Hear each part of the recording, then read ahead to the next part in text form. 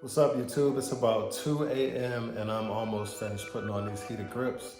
As you can see, I got the bike taken apart and didn't want to do a tutorial because this was kind of pretty involved and I didn't want to act like I was an expert at doing this, but I've done it quite a few times, but there's plenty of tutorials out here.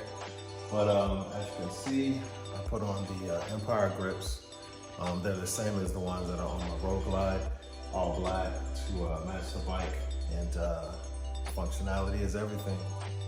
All right, I'll show it to you after I get the spike put back together. Winter's coming.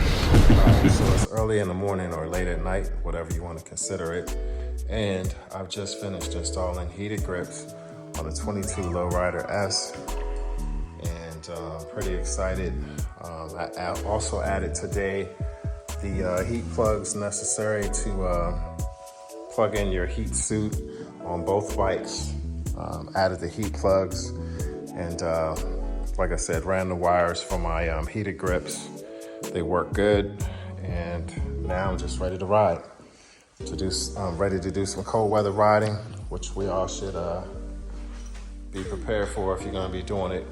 I know a lot of towns have polar bear rides coming up, so it should be fun and exciting.